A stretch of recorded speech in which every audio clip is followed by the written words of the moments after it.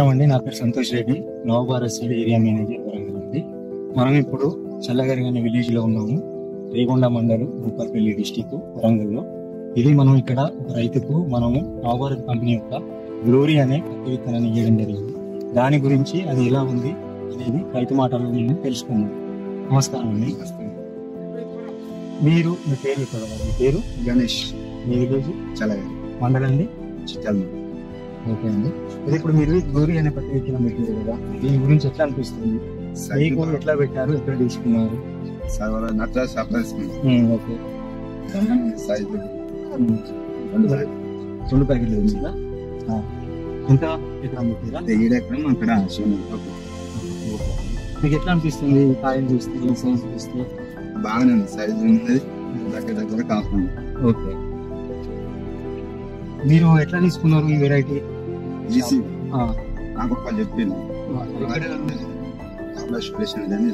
మీ village last year పెట్టిన బాగుంటుందని చెప్పి మళ్ళీ మీరు తీసుకున్నారు.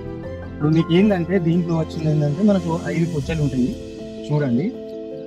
1, 2, 3, 4, 5 ఇవి 5 ఉంటాయి కాబట్టి మీకు 5 పింజలు వస్తాయి. లోపల 5 పింజలు రావడం వల్ల దీంట్లో ఏంటంటే ఒక్క పింజలో మళ్ళీ 8 నుండి 9 సీడ్ ఉంటాయి.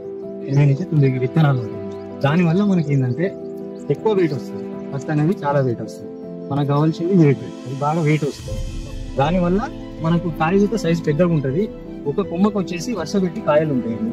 మనకు వరుస పెట్టి కాయలు అనేవి దగ్గరలో ఉంటాయి. దగ్గరలో ఉంటాయి.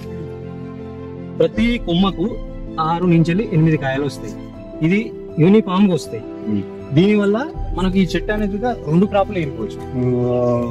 అంతా ఒకటే క్రాప్ కాదు. ఫస్ట్ క్రాప్ ఏరుకున్న తర్వాత మన సెకండ్ క్రాప్ సేమ్ ఇప్పుడు ఫస్ట్ క్రాప్ ఎలా వచ్చిందో అదే రకంగా పైన అంత సైజులోనే కాయలు వస్తాయి. ఫస్ట్ నుంచి లాస్ట్ వరకు ఒకే సైజులో ఉంటాయి. దానివల్ల మీకు చాలా ఉపయోగాలు ఉంటాయి. ఇంకోటి ఏంటంటే ఈ ఆకుల మీద నూగు ఉండడం వల్ల కొంచెము దోమ పోటును తట్టుకునే అనువైన రకం అన్నట్టు. దోమపోటు అనేది ఆకుల మీద నూగు వల్ల కొంచెం దోమపోటును కానీ తట్టుకుంటుంది. Thank you.